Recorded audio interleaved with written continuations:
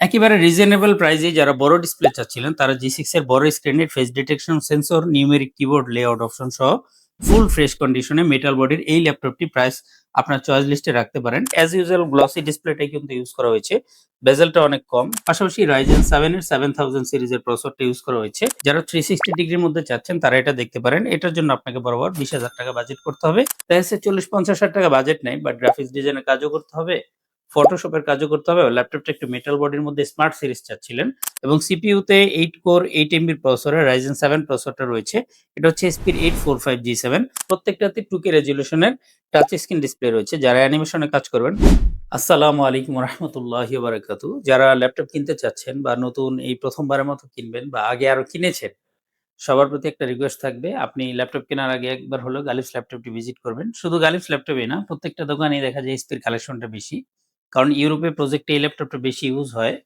পাশাপাশি আমাদের কাছে সারফেসের ল্যাপটপ আছে মাইক্রোসফট ব্র্যান্ডের এবং রয়েছে ম্যাকবুক। তবে ব্র্যান্ড যেটাই হোক, প্রত্যেকটাতেই গালিফ ল্যাপটপ 10 জেনারেশন এবং 10 জেনারেশন পরবর্তী প্রত্যেকটা মডেলে রেখেছে 6 মাসের মাদারবোর্ড ওয়ারেন্টি। সেক্ষেত্রে 15 দিনের যে রিপ্লেসমেন্ট, এটাও কিন্তু 2 ধরনের গালিফ ল্যাপটপে যারা আসবেন। ধরেন আপনি হচ্ছে কম টাকায় একটা ল্যাপটপ পারচেজ করে নিয়ে গেছেন, এই ল্যাপটপটাই ধরেন, কিন্তু আপনি নেওয়ার পরে মনে হচ্ছে যে না, আমি তো একটু কাজ-টাজ করব। ডিসপ্লেটা আমার জন্য ছোট হয়ে গেছে। এখন আমি কি করব? একটু চেঞ্জ করে নেওয়ার মানে আপগ্রেড করার একটা সুযোগ আমরা রেখেছি। যাতে মানুষ তার সিদ্ধান্তটা 15 দিনের মধ্যে চেঞ্জ করতে পারে। ল্যাপটপ নষ্ট হলে তো রিপ্লেস পাবেনই। পাশাপাশি আপনি কিন্তু চাইলে সিদ্ধান্ত পরিবর্তন করে আপনি আপগ্রেড করার একটা সুযোগ আমরা রেখেছি। পাশাপাশি আপডেট সব মডেলে রেখেছি 6 মাসের মাদারবোর্ড ওয়ারেন্টি। আর 6 মাসের মাদারবোর্ড ওয়ারেন্টি রাখার কারণে দেখা যাচ্ছে অনেকে হচ্ছে এত বেশি টাকা দিয়ে একটা জিনিস কিনবে, বাট একটু কনফিউশন এ থাকে। তো ধরেন আপনি যদি একটা ল্যাপটপের display, keyboard, RAM, SSD card বাদ দিয়ে দেন, সেক্ষেত্রে বাকি যে হার্ডওয়্যার বা ওয়্যারিং, সবচেয়ে বড় যে ওয়্যারিংটা সেটা কিন্তু মাদারবোর্ডের মধ্যে রয়েছে, প্রসেসর সহ সবকিছু। তো এই জিনিস কিন্তু আপনি ফলো করার জন্য পাচ্ছেন কি? প্রায় 6 মাসের মতো একটা ওয়ারেন্টি পেয়ে যাচ্ছেন। বুঝতেই পারছেন আমাদেরকেও কিন্তু প্রফিট গুনতে 6 মাস ওয়েট করতে হবে, যেহেতু দিচ্ছি। পাশাপাশি আমি আমার নিজের প্রয়োজনে, মানে আমাদের প্রয়োজনই হচ্ছে আমরা ভালো ল্যাপটপ পারচেজ করি, ভালো ল্যাপটপ বিক্রি করি। কারণ ৬ মাসের মাদারবোর্ড ওয়ারেন্টি, যেমন আমার হাতে আছে কি এটা G9 ল্যাপটপ। এটা হচ্ছে 12 জেনারেশন Core i7 এর একটা প্রসেসর রয়েছে। এটার মাদারবোর্ডটা কোনো কারণে যদি ড্যামেজ হয়, ৬ মাসের মধ্যে আমাকে এটা আপনাকে দিতে হয়, তখন কিন্তু প্রায় ৩৫ থেকে ৫০,০০০ টাকার মতো শুধু মাদারবোর্ডের জন্য এটাকে আমাকে খরচ করতে হবে। তো অবশ্যই আমি নিজেই চাইবো ভালো একটা ল্যাপটপ আপনার হাতে তুলে দিতে আমার বিজনেসের জন্য। পাশাপাশি আমরা কিন্তু চার্জারগুলো ভালো দেই। ভালো চার্জার দেওয়ার একটাই কারণ একটি ব্যাড চার্জার, খারাপ চার্জার কিন্তু আপনার মাদারবোর্ডকে ক্র্যাশ করে দিতে পারে। যেটা ১৫ দিনের রিপ্লেসমেন্টের মধ্যে কোনো সমস্যা বা প্রভাব না পড়লেও ৬ মাসের বোর্ড ওয়ারেন্টির জন্য অনেক অত্যাবশ্যকীয়। আলহামদুলিল্লাহ, এবার চলেন ভিডিওর শুরুতেই একটু শর্ট করে কিছু অপ্রিয় সত্য কথা শুনে নিই। এগুলো সব হচ্ছে প্রজেক্ট ইউজ ল্যাপটপ। এখন ধরেন যেই ল্যাপটপটা হচ্ছে বাংলাদেশে, মানে আমি পারচেজ করার পরে যদি RAM SSD কাস্টমাইজ করি, অবশ্যই আমি আমার টাকা দিয়ে মার্কেটের সবচেয়ে ভালো ক্লক স্পিড দিয়ে যে বা মেগাহার্টজ দিয়ে যে র‍্যামটা রয়েছে সেটা পারচেজ করব না। আমি চেষ্টা করব লোকাল একটা RAM অথবা SSD দিয়ে কোনো রকম আপনাকে 500 জিবি 16 জিবি দিয়ে একটা সেগমেন্ট ধরিয়ে দেওয়ার জন্য। এ কারণে আমি বলব শুধুমাত্র গালিফস ল্যাপটপই না, যেকোনো ট্রাস্টেড ল্যাপটপ প্রতিষ্ঠান থেকে আপনি একটি ল্যাপটপ ভালো কনফিগারেশন এ যদি পারচেজ করতে চান, সেক্ষেত্রে আপনাকে দেখে শুনে ভালোটা বুঝে নিতে হবে। আর গালিফস ল্যাপটপে মূলত তারাই বেশি আসতেছে বা আমিও পরামর্শ দিয়ে থাকি আসবেন। যদি আপনি ল্যাপটপ সম্পর্কে বিশেষ কিছু নাও বোঝেন, আলহামদুলিল্লাহ কোনো সমস্যা নেই। কারণ আপনি আপডেট প্রত্যেকটা মডেলে, মানে যেখানে আপনার টাকাটা বেশি খরচ হচ্ছে ঠিক সেখানেই বেশি দিনের নিশ্চয়তা নিয়ে আপনার পাশে গালিফস ল্যাপটপ আছে। একটু লো বাজেট থেকে দেখা শুরু করি। সেক্ষেত্রে 20,000 এর নিচে এই মুহূর্তে একটি ল্যাপটপ আছে গালিফস ল্যাপটপে। 20,000 টাকার নিচে। এটা হচ্ছে সারফেস এসি মডেলের একটা ল্যাপটপ। যদি ছোট ডিসপ্লেতে আপনার প্রবলেম না হয়, তবে এই ল্যাপটপে এই যে দেখেন উইন্ডোজ 11 করছি কিন্তু আমরা, হ্যাঁ? মানে ব্যাকডেটেড যদি হইতো উইন্ডোজ 11 টা এখানে ইনস্টলই করা যাইত না। উইন্ডোজ 11 এবং 4.4 কোরের প্রসেসর ইউজ করা হয়েছে। DDR4 8 GB RAM, 128 GB storage দিয়ে সারফেস এসিটা আপনি ৫ থেকে ৬ ঘন্টা ব্যাটারি ব্যাকআপে পোর্টেবল ল্যাপটপ হিসেবে পারচেজ করতে পারেন। বাজেটটা একটু বাড়িয়ে আপনি চাইলে Dell এর 3190 দেখতে পারেন। এটা আবার কিন্তু টাচ স্ক্রিন ডিসপ্লে ইউজ করা হয়েছে। ভাঁজ করতে পারবেন। এখানেও প্রায় ৭-৮ ঘন্টা ব্যাটারি ব্যাকআপ আছে। এখানেও DDR4 এর 8 জিবি RAM এবং 128 জিবি SSD কার্ড রয়েছে। এই ল্যাপটপটি উইন্ডোজ 11 সাপোর্টেড এবং ব্যাটারি ব্যাকআপটাও ভালো। যারা 360 ডিগ্রির মধ্যে চাচ্ছেন তারা এটা দেখতে পারেন। এটার জন্য আপনাকে বরাবর 20,000 টাকা বাজেট করতে হবে। এই ল্যাপটপের ২ টি ভেরিয়েন্ট মার্কেটে আছে। যদি আপনি DDR3 এর মধ্যে যান, সেক্ষেত্রে কিন্তু NVMe SSD টা পাবেন না। পাবেন হচ্ছে M.2 দিয়ে বা DDR4 এর মধ্যে হচ্ছে NVMe SSD-টা ইউজ করা হয়েছে। বাজেটটা আরেকটু প্লাস করে যারা চাচ্ছেন 20,000 উপরে উঠবেন, তারা আবার একটু রেগুলার সাইজ একটা ডিসপ্লে পেয়ে যাবেন। ল্যাপটপটা একেবারে নিউ কন্ডিশন আছে কিন্তু, হ্যাঁ? এই ল্যাপটপটাতে আবার এক্সট্রা ফিচার যেটা সেটা হচ্ছে ডিসপ্লেটা একটু বড় পাচ্ছেন বাজেট অনুযায়ী। পাশাপাশি টাইপ সি পোর্টটা আছে। 4 থেকে 5 ঘন্টা ব্যাটারি ব্যাকআপ রয়েছে। 256 GB SSD, 8 GB RAM DDR4 এবং এখানেও কিন্তু NVMe SSD-টা ইউজ করা হয়েছে। Dell এর 3310 পারচেজ করতে পারবেন। Lenovo T495 কিন্তু এই মুহূর্তে স্টক আউট হয়ে গেছে। হয়তো আগামী সপ্তাহে আবার চলে আসবে। তখন আপনারা ভিডিওতে দেখতে পারবেন। তবে এই মুহূর্তে অ্যারাউন্ড 30,000 আশপাশে যাদের বাজেট তাদের জন্য আমরা রেখেছি Ryzen এর 3000 Ryzen 7 এর 3000 সিরিজের প্রসেসর দিয়ে G6 SP এর G6 মডেলের আপনি যদি Ryzen দিয়ে পারচেজ করতে চান 2GB ডেডিকেটেড গ্রাফিক্স দেখা যাচ্ছে 40-50,000 টাকা বাজেট নাই বাট গ্রাফিক্স ডিজাইনের কাজও করতে হবে, ফটোশপের কাজও করতে হবে। ল্যাপটপটা একটু মেটাল বডির মধ্যে স্মার্ট সিরিজ চাচ্ছিলেন।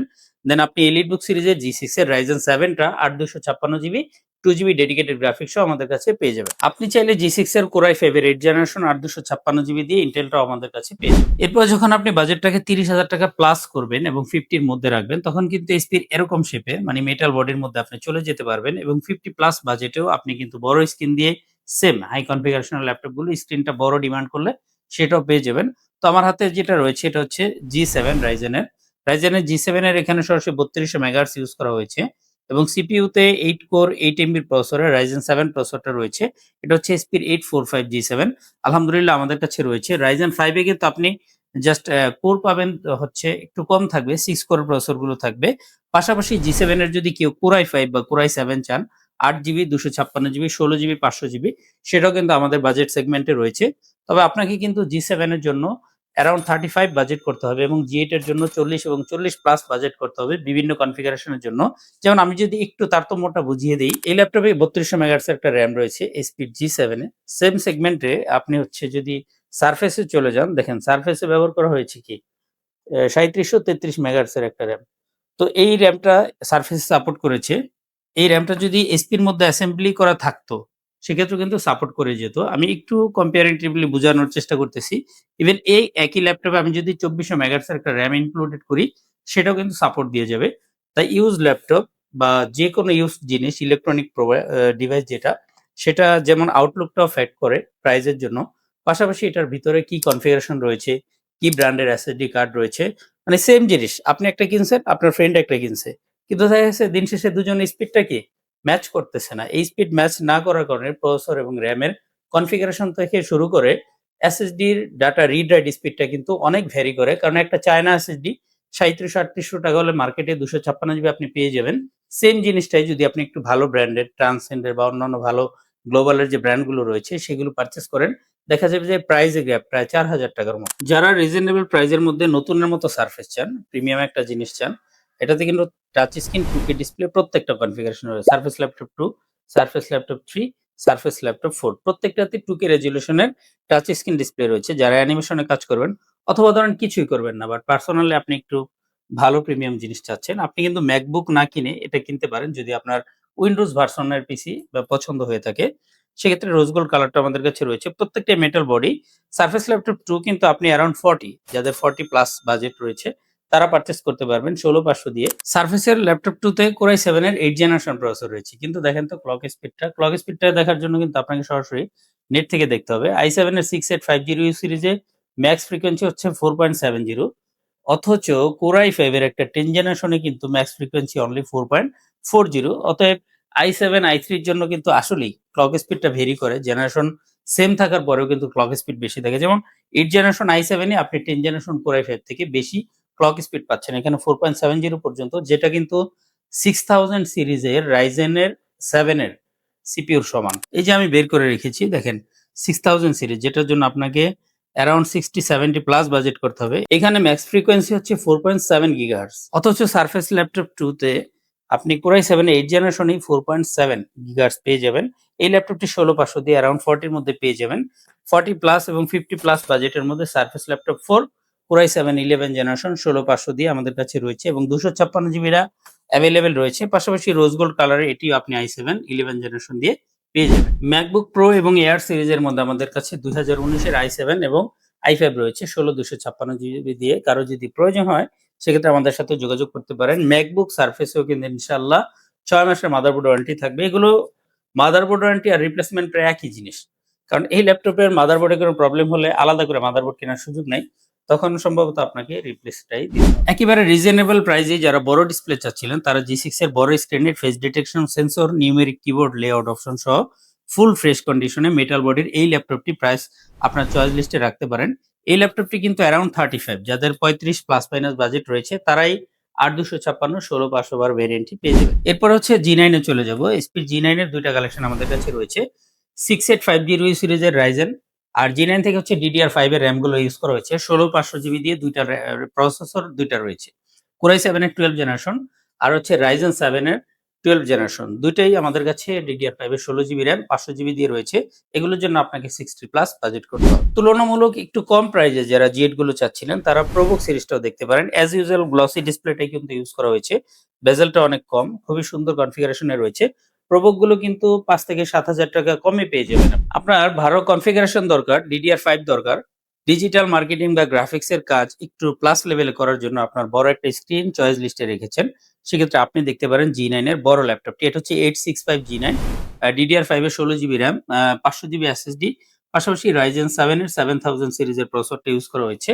এই ল্যাপটপটি কিন্তু আমাদের কাছে আপনারা অ্যারাউন্ড 70 এর মধ্যে পেয়ে যাবেন। সুন্দর একটা জিনিস আছে, ডেলের কিন্তু অনেকগুলো মডেলই আছে। আসলে ভিডিওটা অনেক লং হয়ে যাচ্ছে, এজন্য আমি লং করতে চাচ্ছি না। 10 generation Core i5 processor, 16 GB RAM, 256 GB SSD দিয়ে 7410 ন্যানো বেজেল ডিসপ্লে এবং অ্যামোলেড ডিসপ্লের মতো ভিউ যারা চাচ্ছিলেন তারা দেখতে পারেন। এই ল্যাপটপটি খুবই সুন্দর হবে। 30 প্লাস বাজেটে আমাদের কাছে রয়েছে এবং সেম বডি স্ট্রাকচারে 5330 তে আপনি 10 কোর 12 থ্রেডের প্রসেসর দিয়ে আমাদের কাছে ডেলের 5330 টি পেয়ে যাবেন।